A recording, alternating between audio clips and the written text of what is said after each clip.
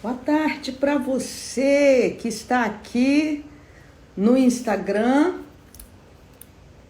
Vamos entrando, gente, que a casa é nossa. Estou iniciando a nossa live, né? Grande abraço para você. Que Deus abençoe a sua vida. Vamos entrando.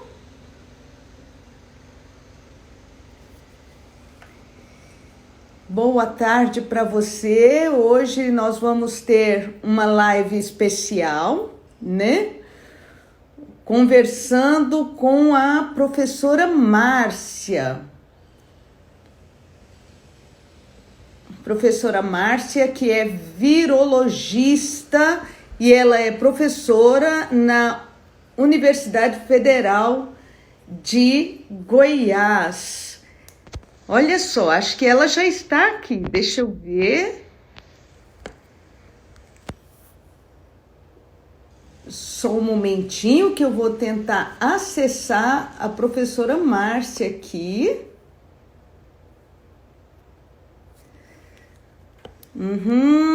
Jesus me acode. Isso será... Não, fiz errado, gente. É bom que a pastora Ludmila Feber, ela vira para mim e fala assim: Bispa, você consegue ser pior do que eu na live. Deixa eu ver aqui que eu acho que eu consigo mandar isso. Vou mandar aqui. Mandei um convite para ela. Aí! Tudo bem, professora Márcia? Tudo bem com a senhora? Tudo bem, que bom que nós conseguimos. Eu estava falando para as nossas irmãs aqui que a pastora Ludmila Feber, ela brinca comigo, diz que eu consigo ser pior do que ela na live. E ó que ela já é craque, viu? Eu também em live também não tenho muita habilidade, não. Eu aprendi, foi uma das lições que esse momento de pandemia, esse momento de vírus, né, deixou para mim, foi aprender a mexer melhor com essas redes sociais, porque a igreja tem que funcionar, né? Isso. Minha querida Márcia, você é da Igreja Fonte da Vida, né? Sim, frequenta a sede, grupo Isso. do Bispo Tony, Bispa Vera, Pastor Isso, Marcos. ligado ao Bispo Tony, a Bispa Vera, a pastora Midian, pastor Marley, né? Isso. Outra coisa, deixa eu te perguntar. Eu te chamo de doutora Márcia ou te chamo de professora Márcia? Me Tanto fala a sua faz. graduação aí, por favor.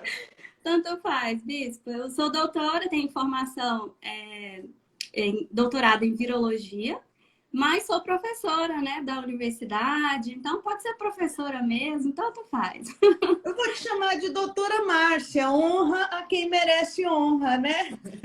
Tá certo. Nós já estamos, quer ver? Eu estou só conversando um pouquinho, esperando as pessoas entrarem, né, na nossa live. Antes da gente começar a conversar, eu quero deixar, eu sempre deixo aqui no ar o nosso telefone, que é o Disque Oração.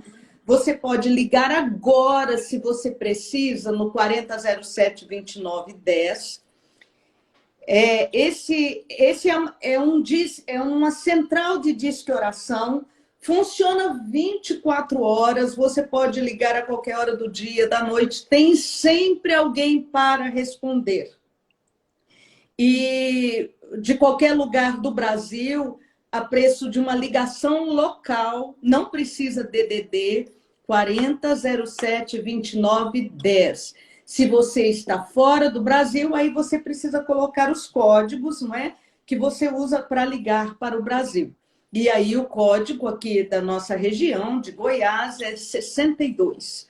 Mas se você está no Brasil, 4007-2910, esse telefone funciona como uma central. Você pode ligar e nós vamos, caso você more no Nordeste, Sul, Sudeste, nós vamos direcionar, não é? Se você permitir, o seu nome, o seu número de telefone, para que um bispo entre em contato com você. O Atitude lá em São Paulo está nos ajudando. Querido, não funciona como WhatsApp. Este número não funciona como WhatsApp. Ele é uma central de disque oração. 4007-2910. Mas temos muitas pessoas, viu, doutora Márcia? Muitas pessoas com a gente já. Somos aí mais de 100 pessoas na nossa sala. E nós temos aí pessoas de norte a sul, leste a oeste do Brasil, e temos pessoas de fora do Brasil também. Temos irmãos e irmãs que moram lá nos Estados Unidos, na Inglaterra, em Portugal, na África. Tem irmãos lá da África que estão conosco. Tem pessoas do Canadá que estão conosco. E aqui, olha, na América Central também, eu tenho recebido pessoas aqui, de perto, de volta do Brasil, pessoas da América Central e América do Sul que estão aqui conosco. Tem sido muito bom estar com essas pessoas nessas lives e poder orar. Doutora Márcia, a virologia é um estudo ligado à biologia, certo? É uma área da biologia, né, que ela se dedica ao estudo específico dos vírus. Então, nós temos uma área maior, que é a microbiologia, onde engloba os estudos de bactérias, vírus e fungos. Então, a parte dedicada aos vírus, né, é a virologia. E é uma área, eu imagino que uma área muito produtiva, né, doutora? Sim. Porque eu conversei um pouquinho com a doutora Márcia nessa semana e tudo, e eu me descobri muito ignorante a respeito, viu, doutora? Muito ignorante a respeito. Eu quero dizer para as nossas queridas que estão entrando aí na nossa sala, nós temos a caixinha de perguntas. Eu tenho já elaboradas algumas perguntas para a doutora Márcia. E se você quiser fazer uma pergunta, você tem que fazer na caixinha de perguntas. E eu vou dar um tempo ao final para a gente poder responder essas perguntas. A caixinha de perguntas é essa interrogaçãozinha, esse quadradinho aí, essa interrogação. Não me pergunte como é que a gente acessa para fazer pergunta, que eu não sei, eu sei responder, tá bom? Mas tudo bem. Doutora, é interessante, doutora, que eu fui dar uma olhada sobre a questão de doenças e vírus, não é?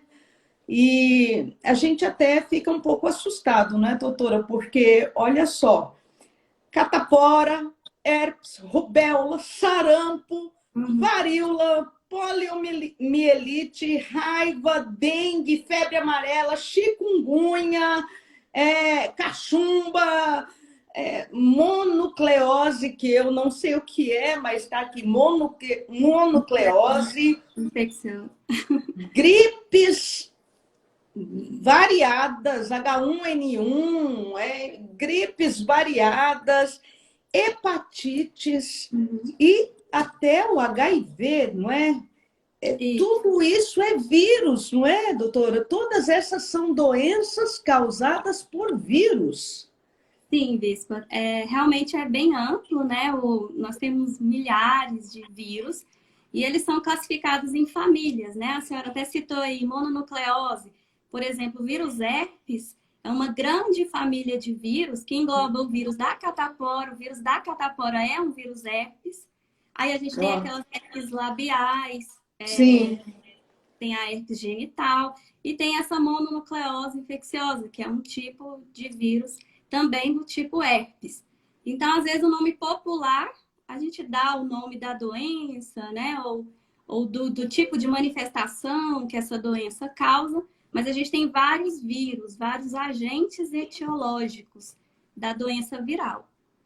E E vários vírus um, respiratórios. um espectro grande, não é? Um leque grande relacionado a vírus e a virose. E a gente costuma ser muito leigo a respeito, não é? Eu falei, inclusive, com você que eu pensava que as doenças relacionadas a bactérias eram sempre bem mais graves do que as doenças relacionadas a vírus. Por quê? Porque na minha cabeça leiga, e eu acho que na maioria dos nossos das pessoas, não é só os profissionais de saúde que entendem diferente. A gente, quando pensa em vírus, a gente pensa nas viroses de criança, não é? Inclusive, vai aí, catapora. Eu sou de uma geração, doutora, que eu tive catapora, sarampo, cachumba, essas coisas todas eu tive, porque quando eu era criança não existia vacinação para essas coisas. Então, aí a gente pensa que as doenças relacionadas à virose são mais simples do que as doenças relacionadas à bactéria. Mas não é verdade, né? Não é, né? Tem esse leque aí de bactérias, né? Vírus, fungos, nós temos fungos também que são muito patogênicos.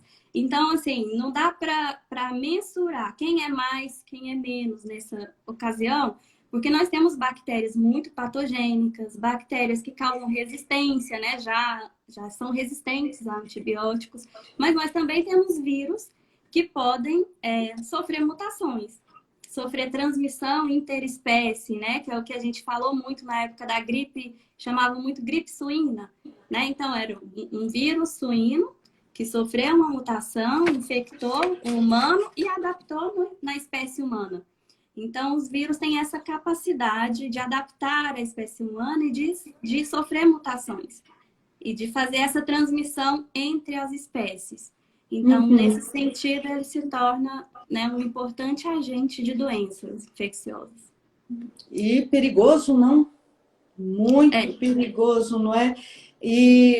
Doutora, antes da gente entrar propriamente dito nesse coronavírus, uma coisa que aqui a gente conversa muito, né? A Bispa Priscila, que é médica, tal, e em família que a gente conversa, a questão da vacinação em relação à gripe, a gente pensa assim, poxa, por que não é uma vacina e pronto?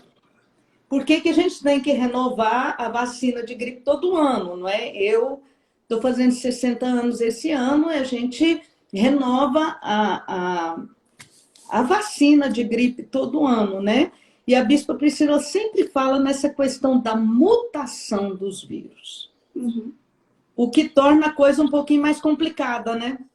Em relação à vacina da gripe, todos os anos, né? Todo ano é feito um mapeamento, um controle ali, vários laboratórios que coletam amostras de vírus respiratórios e aí faz um mapeamento de quais são as cepas que estão circulando em cada parte do mundo.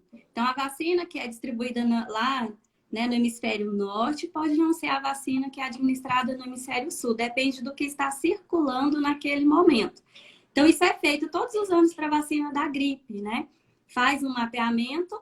Então, nós tivemos aquela pandemia de 2009, do H1N1.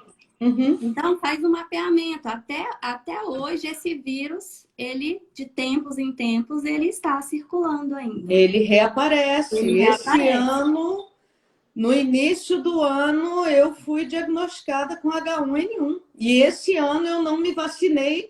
Tive a doença antes da vacina. Da vacina. Isso. Entendeu? E aí tem que fazer esse mapeamento para incluir aquela cepa específica na vacina. Então, por isso que todo ano é feito a vacina, a revacinação da gripe, né? Principalmente para os grupos de risco. E também tem a questão da imunidade do indivíduo. Então, nem todo mundo vai produzir anticorpos por uma vacina, né, que tomou, e isso vai durar ali 5, 10 anos.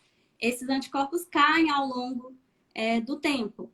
Então, por isso que é necessário fazer essa revacinação, para manter os níveis de anticorpos sempre lá em cima, para ajudar nessa resposta de uma possível infecção viral.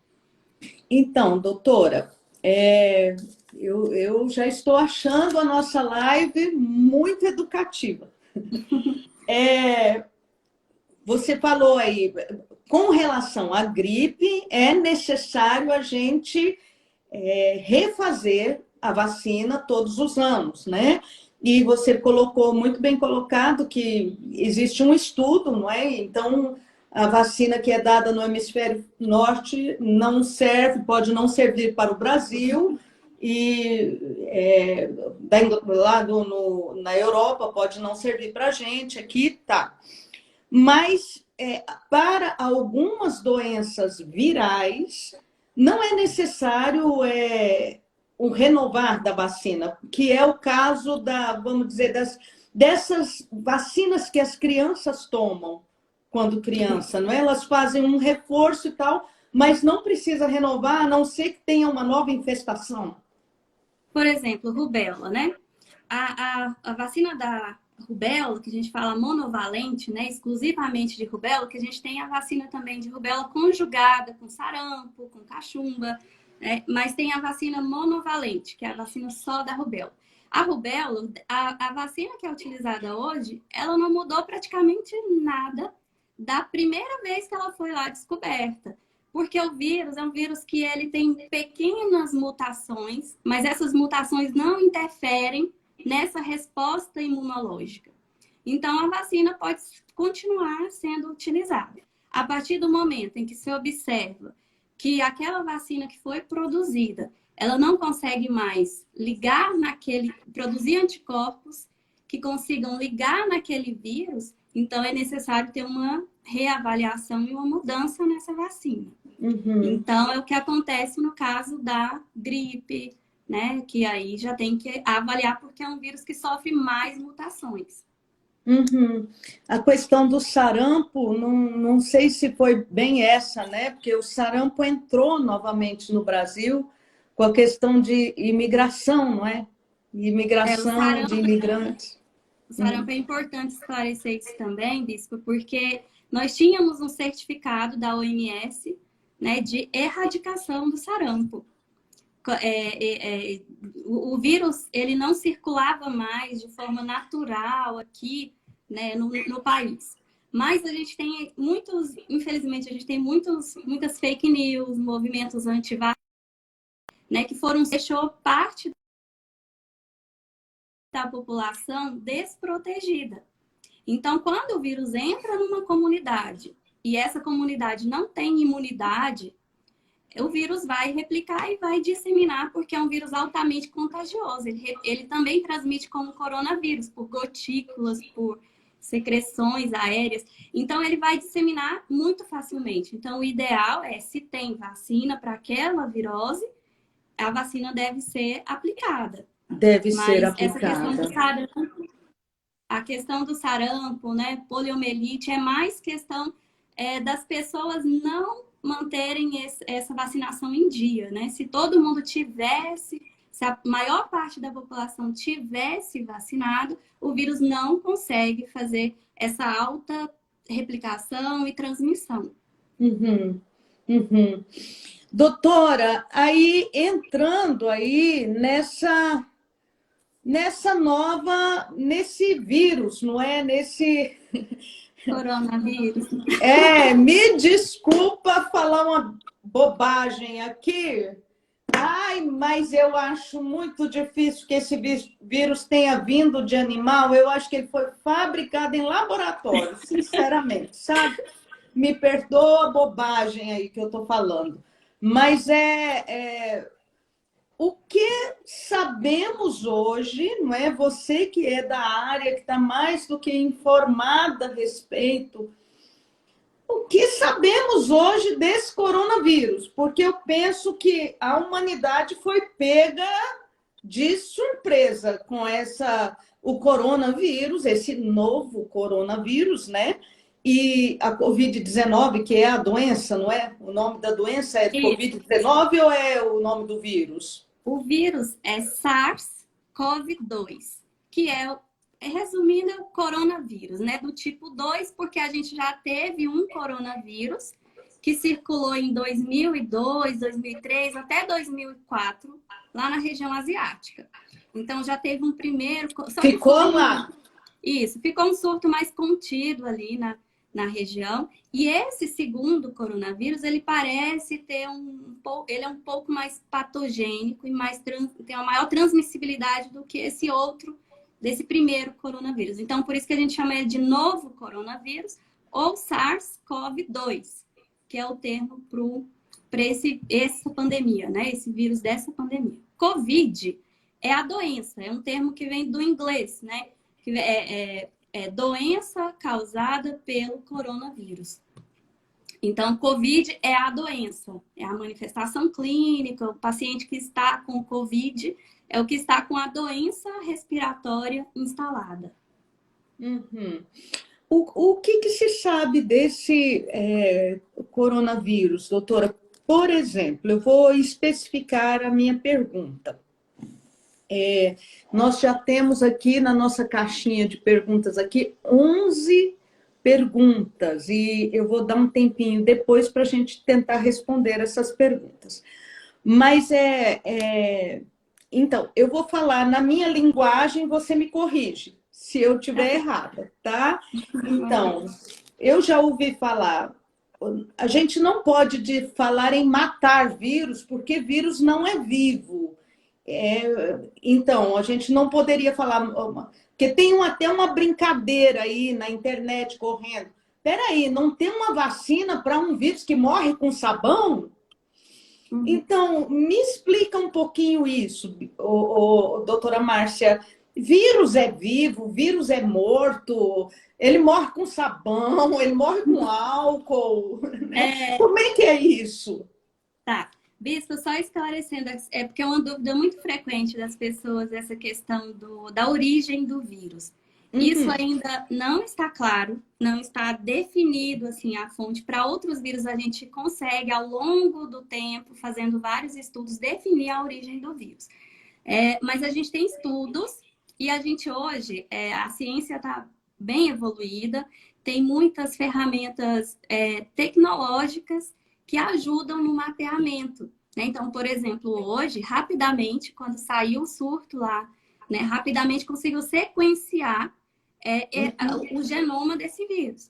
A partir do sequenciamento desse genoma, a gente cruza com os genomas já conhecidos. A gente tem um banco de genomas e a gente cruza lá essa informação com todos os genomas já conhecidos. Então, ele deu uma similaridade com o vírus do morcego.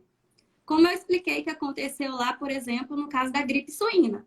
Foi uma gripe, um vírus, né, que estava lá ou em ave ou no suíno, e no contato com o humano, ele adaptou na espécie humana e fez essa replicação. Então, a gente ainda não tem essa definição. Eu sei que muita gente supõe, né, essa origem, mas a gente não tem essa definição. A gente tem esse indício de que ele pode ter sofrido essa evolução natural e ter sofrido essa mutação e adaptação na espécie humana. O vírus... Eu tenho um exemplo aqui de um aluno que fez, não sei se a senhora quer que eu mostre. Eu gostaria muito.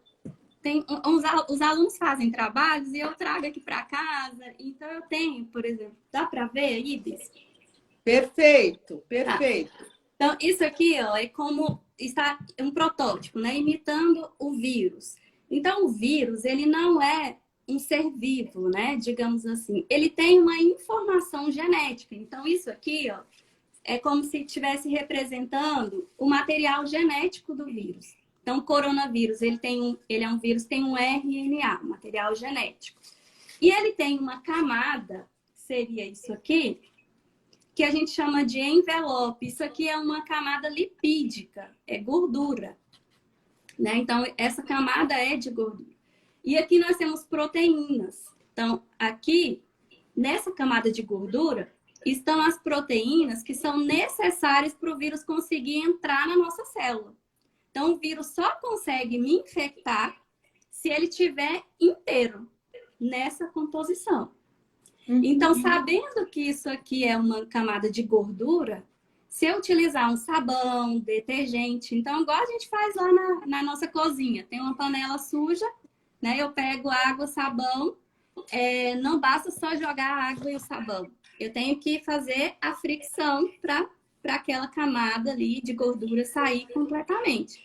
Então, a mesma coisa para o vírus. Essa camada aqui, desde que eu faça, né, essa lavagem com água e sabão e faça esse movimento de lavar as mãos, né, com fricção das mãos, vai remover essa camada.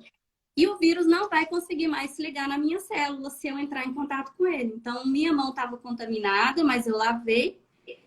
O vírus não vai ter mais essa estrutura aqui, que é necessária. Aí não vai se ligar. Para ele ligar na minha célula. Então, nas minhas narinas, na nossa mucosa oral, no nosso olho, nós temos células que têm receptores para essa estrutura. Olha só.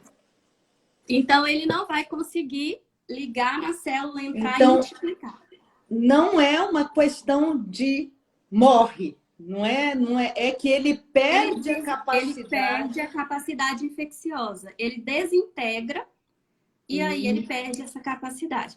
Isso aqui, ó, o que faz todo o trabalho dentro da célula é o material genético. Então, por isso que a gente fala que ele não é um ser vivo, né? Ele depende de uma célula para ele multiplicar. Fora da célula, ele não consegue multiplicar, ele não consegue fazer nada no ambiente, né? Mas se eu levo esse vírus em contato com uma célula, aí ele vai multiplicar e vai fazer a infecção. Então, pode falar. Essa informação é importante porque as pessoas às vezes não entendem por que lavar a mão com água e sabão, por que o sabão consegue remover o vírus da superfície. É porque eu vou desintegrar o vírus e eu vou tirar o principal componente que ele precisa para ligar na minha célula. Então, ele pode até entrar em contato com a minha célula, mas ele não vai conseguir fazer nada. Ele precisa desse componente para ele ligar na célula e replicar. Fora da célula, ele não faz nada. Eu sempre brinco, aqui são 5 netos, viu, doutora? Eu sempre brinco com as minhas crianças, não é? Que quando vão lavar a mãozinha, tem que fazer muita espuma na mão. Quer dizer, quanto mais espuma, quer dizer, mais fricção, né? É uma maneira de ensinar da gente falar para as crianças, né? Isso. Porque tem pessoas que acham que só colocar lá o material imerso lá em água e sabão já resolve. O ideal é fazer com pano, com a bucha, né? Remover mesmo essa camada. Removendo essa camada, aí tá garantido, né? Nossa, é muito interessante, muito boa essa explicação, viu, doutora? Então, nós vimos aí, você viu que para um vírus, isso é para o coronavírus, mas serve para outros vírus também. Para que haja o contágio, ele precisa ter daqueles receptores, não é? A célula tem um receptor para essa estrutura do vírus. Para essa estrutura do vírus. Gente, isso. Não é por nada não, mas é uma coisa do inferno mesmo, né? Que vem para poder entrar na célula humana e se multiplicar desta maneira. Doutora, então, já que estamos falando sobre contágio, né? Entramos no assunto contágio. Uma excelente explicação que você deu aí com esse protótipo. Eu já ouvi falar que, por exemplo, em superfícies, tem superfícies que seguram mais tempo o vírus, tem possibilidade de contágio maior, e superfícies com menos possibilidade de contágio, né? Por exemplo, se estiver errado, eu estou colocando exatamente para você corrigir. Já ouvi falar que no plástico, essas sacolinhas de supermercado, esses plásticos de supermercado, tem a possibilidade do vírus ficar mais tempo ativo, com a possibilidade maior de contaminação do que no papel, do que, por exemplo, no material tipo metálico. Isso é verdade? É verdade. São estudos, né? Então, colhendo amostras, né, desses ambientes, a gente colhe um cotonete, um suave, e vai fazendo acompanhamento de ambientes. E o que tem até agora, os estudos publicados, né, tem mostrado isso. Papelão, mais ou menos, papelão 24 horas, no ar até 3 horas, no papelão até 24 horas e outras estruturas até 3 dias. Tem estudo falando até 5 dias, mas no geral 3 dias. É um horror isso, viu? É um apocalipse isso, misericórdia. Esses estudos sempre são muito importantes, porque, por exemplo, quando surge um vírus novo, por exemplo, tem uma cama do hospital, então a gente precisa saber, né? A cama do hospital é composta de quê? É metal? Qual é o material? Qual o tempo que o vírus vai sobreviver naquela superfície? Então, todos esses estudos foram feitos e o que se tem até agora é que realmente ele consegue manter a sua estrutura completa, que é o que eu disse, que é importante para a infecção. Então, o vírus mantém essa estrutura completa até 3 dias e até 24 horas no papelão, né? Mais tempo no plástico e no ar até 3 horas. No ar até 3 horas. Depende do ambiente, né? Mas se for um ambiente mais propício, né? Mais fechado, ele vai sobreviver até 3 horas. Aí, olha, tem uma irmã, a Marlene, tá? O sangue de Jesus tem poder. Queridos, assim, eu colocando aqui, doutora, essa pandemia trouxe um aprendizado para a humanidade tremendo. É antes da pandemia, depois da pandemia, né? Então, aqui na minha casa, queridos, eu cheguei de supermercado, eu tenho um negocinho assim, ó, além do álcool gel que está aqui, eu tenho álcool 70 para esguichar e eu esguicho em tudo e passo um papel antes de guardar. E as pessoas estão colocando aí, é bom jogar a sacolinha do supermercado fora? Eu vou deixar a doutora responder. Bom, tudo que vem, quando tem transmissão comunitária, né, Bispa? Tudo que vem da rua, a gente não tem como garantir. A gente está garantindo mais o nosso ambiente aqui na nossa casa. Mas se veio da rua, a gente não sabe se aquela sacola ficou exposta, se as pessoas realmente estavam usando máscara ou espirraram em cima daquela sacola, né? Tem uns supermercados que deixam as sacolas ali em cima do balcão, muita gente pegando. Então, assim, o ideal é evitar, né? Nesse momento de grande transmissão, né? Se a gente pudesse levar as coisas de casa, não é? Tipo sacolas de casa para o supermercado, aquelas sacolas mais resistentes, né? Fazer a compra, colocar ali é melhor do que essa sacolinha plástica, né? Se não tiver jeito e a pessoa quiser levar, tomar os cuidados, né? Deixar mais para o lixo, se quiser pode lavar e deixar o sol para secar. Então tem que ter as medidas, né? Tem que ter um cuidado. Precaução, né? Doutora, por favor, só repetindo, no plástico ele mantém a estrutura quanto tempo? No papelão, o que tem de estudos, né? Então, no ar até 3 horas, no papelão 24 horas, e em plástico, aço, né? Metais, até 3 dias. É o que tem até agora publicado. Lembrando, assim, Bispo, que esse vírus é um vírus novo, e a gente está vivendo, né, a pandemia. Os pesquisadores, os virologistas... Estamos aprendendo, estudando agora. Isso. Então, é o que a gente tem de estudo publicado, de dado que tem até o momento. Isso pode... Eu estou conversando aqui com a senhora, já tem um monte de artigo sendo publicado, e isso vai se renovando a cada dia. Nós temos aqui já 30 questões. Eu vou só colocar mais uma questão aqui para a doutora, e aí eu vou olhar as questões que tem aqui. Não prometo fazer todas as perguntas, porque a live tem um tempo limite, ela fecha, né? Nós podemos remarcar com a doutora, se for o caso, se a gente não. E ela tiver condições, viu, gente? Porque ela trabalha também e está no laboratório, não é, doutora? Sim, Está na podemos ver. ativa.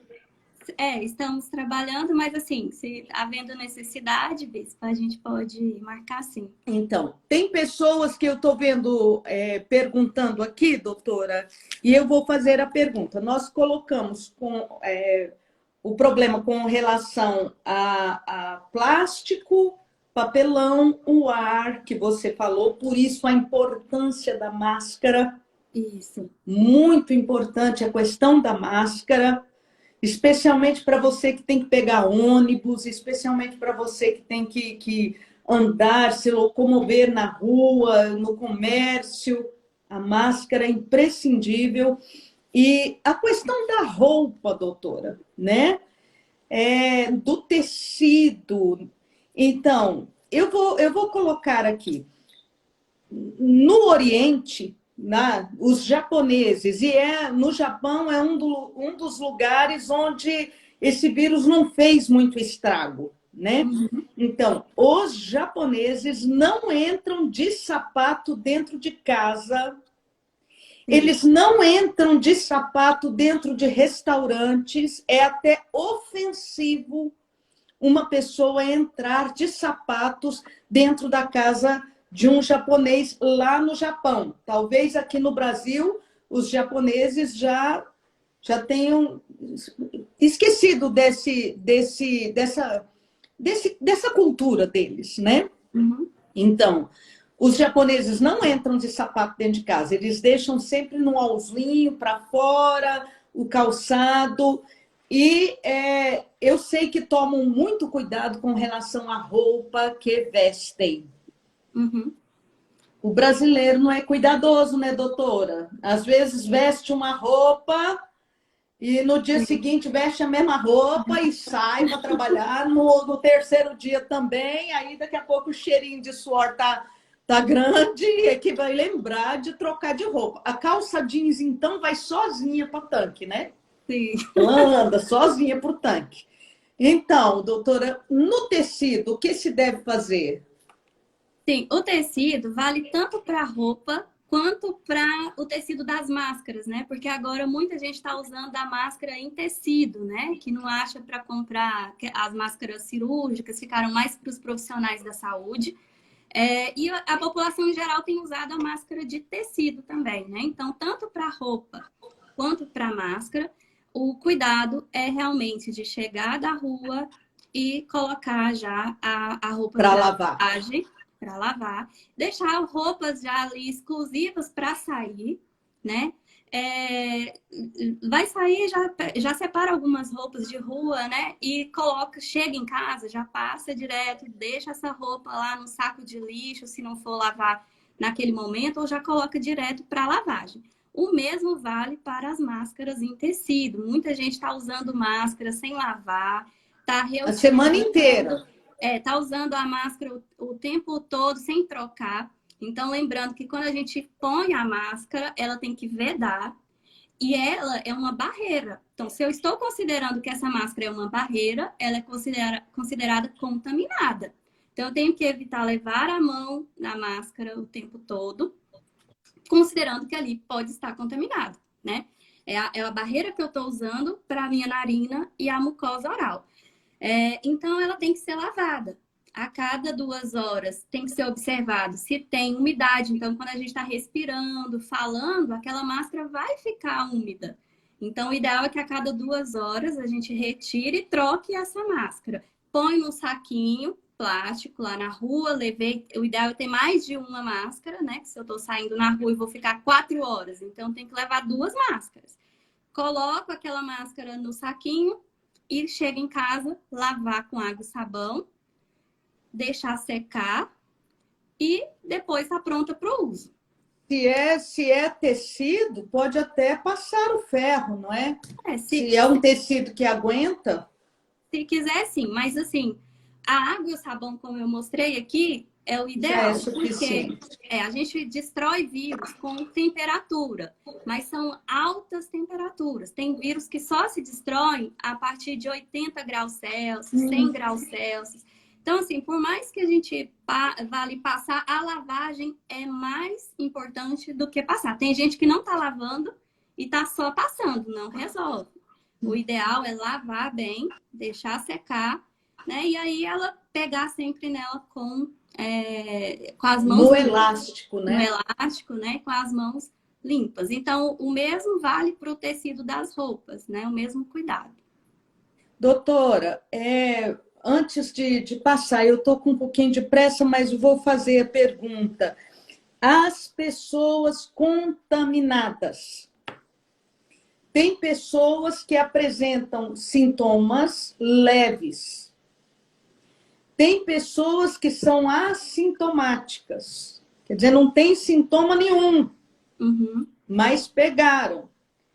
Tem pessoas que apresentam sintomas leves, quer dizer, leve, vírgula, porque é uma gripe pesada, geralmente com febre. Mas ainda é considerado leve em vista das pessoas que desenvolvem sintomas graves respiratórios. Porque atinge os 2 pulmões, né? É uma coisa rara, que é uma pneumonia dupla. E nesta doença atinge os 2 pulmões. E às vezes a pessoa precisa até de UTI. Por que isso, doutora? Depende só da imunidade da pessoa?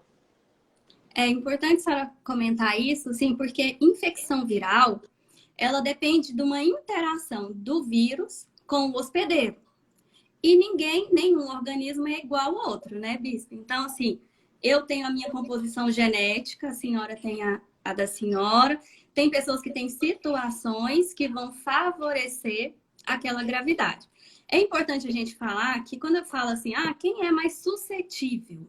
Suscetível à infecção, todos nós somos.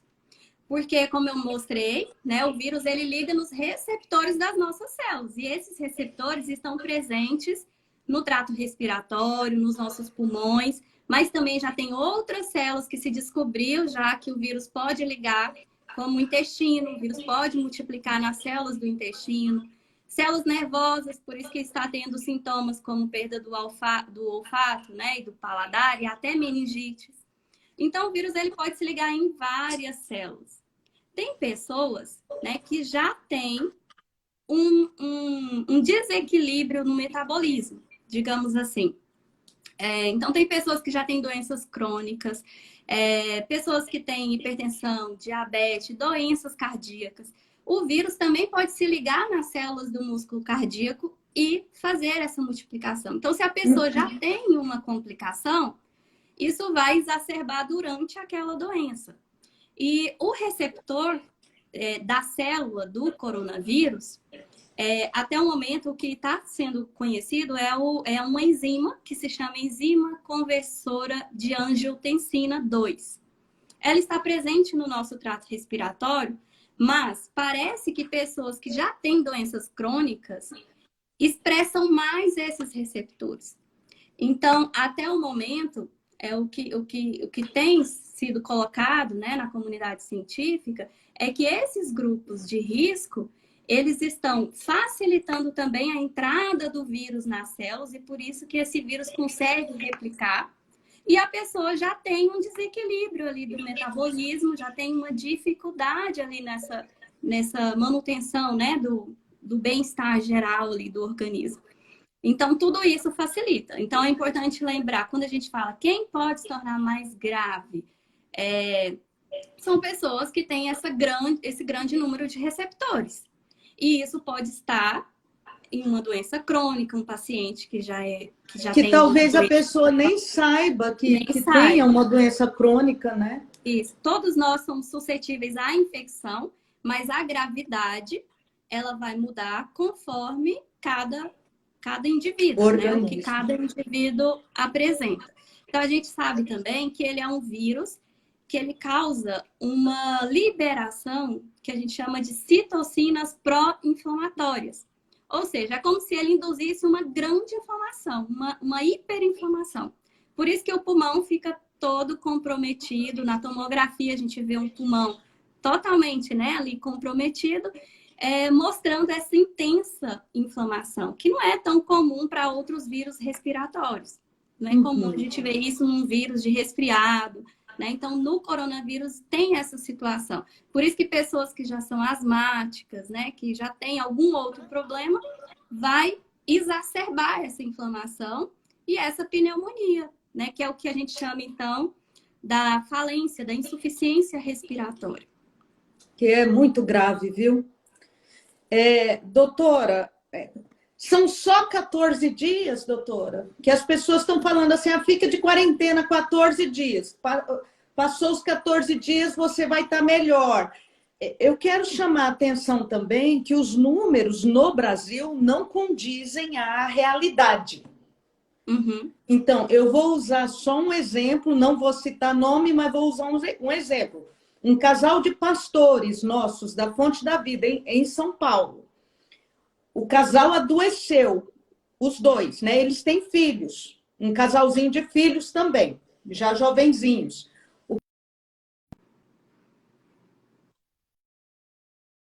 A esposa sarou rapidamente.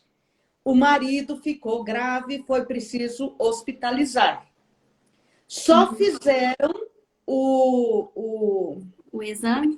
O exame, o teste nele, que foi hospitalizado, e deu positivo nele. Quer dizer, não fizeram teste nela e não fizeram teste nos filhos. Provavelmente o que ela teve também foi a Covid-19, né? Então, só é computado o número das pessoas hospitalizadas em situação grave. As outras pessoas não está sendo computado. E é só 14 dias, doutora? A ciência está fechando esse número? Só 14 dias e acabou? Para contágio, para tudo? Não, os 14 dias, na verdade, é o período de incubação da doença. A pessoa, quando ela se infecta, ela pode apresentar sintomas desde o primeiro dia até mais ou menos o 14º dia. No geral, 5, 6 dias. Mas tem pessoas que vai demorar até 14 dias. Então, seria o início dos sintomas até 14 dias. A transmissibilidade, isso aí ainda não está tão claro, e isso vai depender da carga viral que aquela pessoa está apresentando. E, assim, o que se sabe é que quanto mais ela tiver mais carga viral ela tiver, ela vai ter aquela facilidade de transmissão.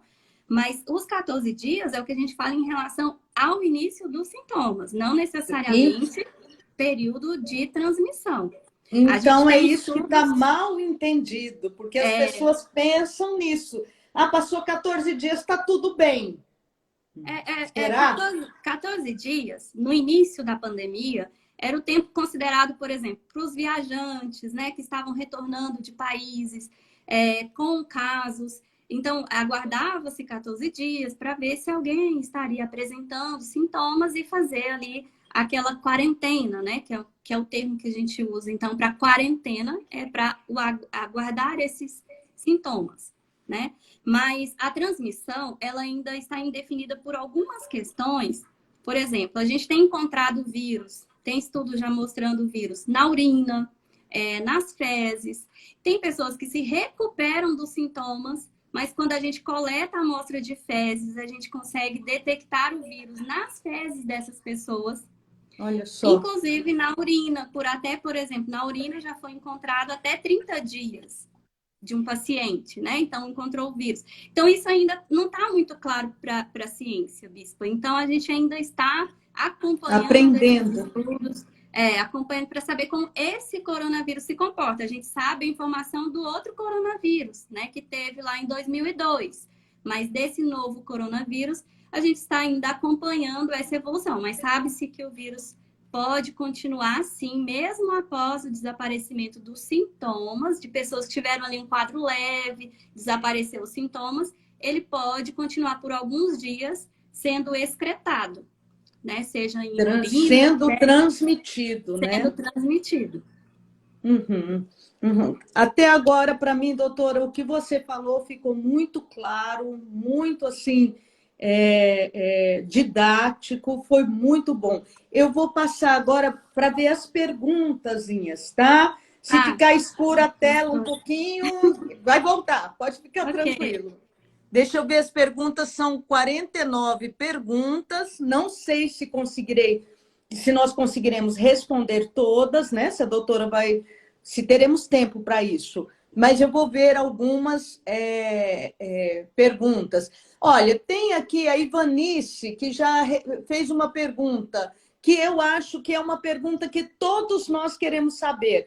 Tem casos de reincidência, doutora? Da pessoa se recontaminar? Sim, bispa, tem. Mas é o seguinte: quando a gente produz os anticorpos, por um tempo considera-se que para aquela mesma cepa viral, esses anticorpos vão ser capazes, né, de proteger para aquela infecção. Mas existem estudos mostrando reinfecção, porém essa reinfecção tem sido com infecções mais leves ou até assintomáticas, e não se sabe ainda o poder de transmissão na reinfecção. Se a pessoa na segunda infecção teria uma carga viral tão grande, capaz de gerar a transmissão. Então, isso ainda não se conhece, mas já tem casos, sim, de positividade, de reinfecção. Ok, vamos ver as perguntas aqui, só um momento.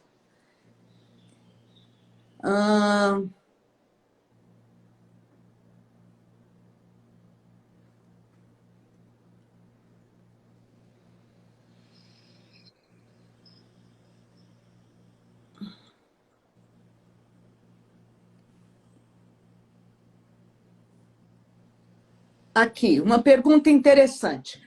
Quais as características do Covid-19? Ele pode ter sofrido mutação no Brasil? Pastora Lélia. A pastora Lélia, ela é jornalista e da Rede Fonte. Sim, os estudos brasileiros já mostraram mutações. A cepa que a gente tem aqui no Brasil, quando foi analisada, principalmente algumas da região norte, já tem mostrado mutações. Só que tem mutações, como eu dei o exemplo lá do vírus da rubéola no início da live. Tem mutações que elas não interferem nada no vírus. Elas podem simplesmente ser uma mudança que o vírus sofreu ali, mas que isso não interfere na estrutura dele, na capacidade dele causar a infecção ou a gravidade da infecção. Então, isso ainda precisa ser esclarecido, né? No que, de fato, essas mutações vão interferir ou se não vão interferir em nada para o coronavírus. Mas ele tem mutações, são poucas, mas ele tem mutação aqui do Brasil. Mais uma pergunta.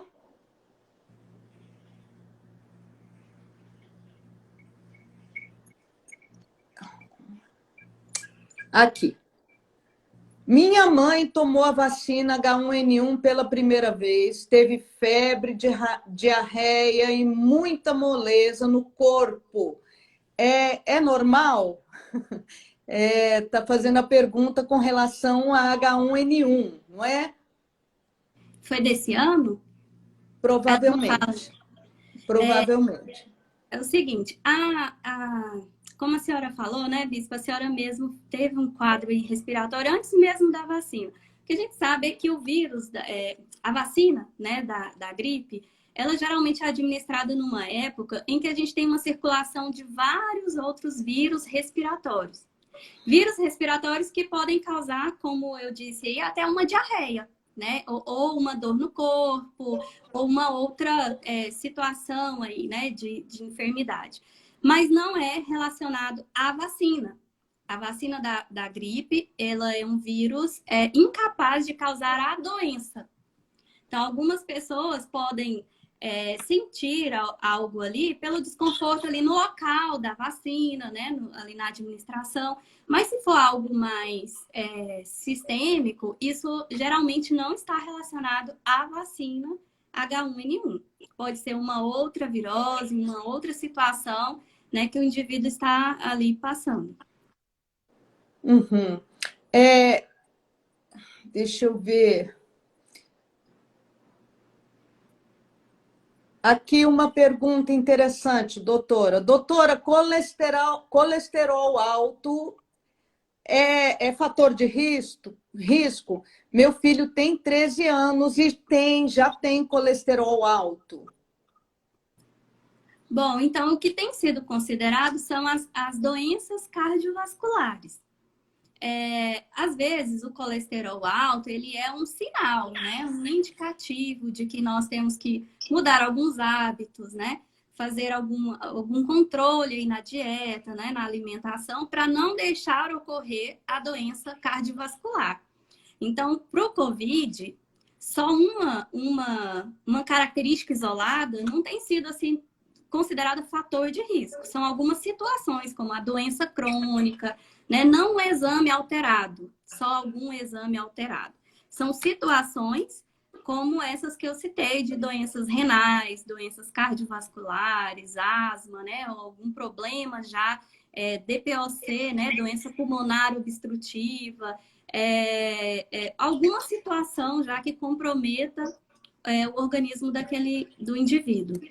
Uhum. Doutora, olha só essa pergunta. O sol faz o mesmo efeito que o álcool, que a água e sabão? Não.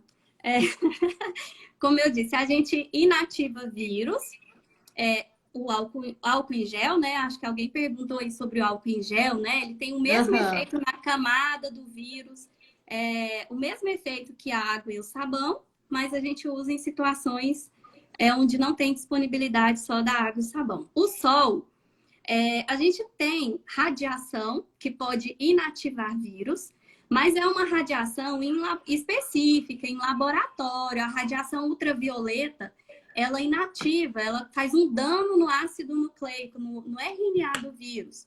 Mas isso seria algo para ser feito ali numa indústria de esterilização ou num laboratório específico. Só o sol não garante, assim, por exemplo, uma máscara, né? Tem gente que fala assim, vou usar máscara e só vou pôr no sol, não vou lavar. Não vai fazer o efeito esperado, mas a gente sabe que a maioria dos vírus, ao longo dos dias, exposta à radiação, alta temperatura, ele vai desintegrar, porque ele não é uma estrutura viva, né? Uhum. Doutora, tem possibilidade de pegar esse vírus maldito através do ar próximo a hospitais? Deve ser alguém que mora perto de hospitais ou que tem que transitar perto de hospitais. Eu recebi muito essa pergunta aí, Bispa, quando saiu uma reportagem, eu acho, de um estudo falando sobre vários metros, né, de hospitais de campanha que foi coletado. Teve um estudo que saiu, que foi coletada a amostra e que mostrou o vírus no ar e nas superfícies de locais próximos desses hospitais de campanha. Então, assim, é importante a gente lembrar que uma coisa é encontrar material genético do vírus. Como eu mostrei aqui no início, né? Uma coisa é encontrar isso aqui e eu vou lá e o coronavírus passou por aqui, esteve aqui. Outra coisa é encontrar o vírus completo, capaz de infectar. Então, o RNA dele, sim, a gente encontra em locais próximos, principalmente em hospitais de campanha que têm recebido pessoas com uma grande carga viral e um grande volume de pessoas. Então, as pessoas estão expelindo ali, o vírus fica no ar e a gente encontra, os estudos têm mostrado, encontrar o material genético, não necessariamente o vírus inteiro, que é o em vírus condições de ser infectar. propagado, né? Isso também é outro ponto que está sendo bastante estudado para tentar esclarecer qual é a real segurança, quantos metros, né? O que a gente sabe é que locais fechados têm essa maior probabilidade. Como elevadores. Elevadores, os banheiros, né? Então, o banheiro tem lá a descarga, a maçaneta, a porta, né? Então, é um cuidado maior que tem que ter. Então, nesses locais, o próprio estudo que fez esse levantamento né, desse hospital de campanha, ele enfatiza isso, que os banheiros e as áreas fechadas, ambientes fechados, foi onde encontrou o vírus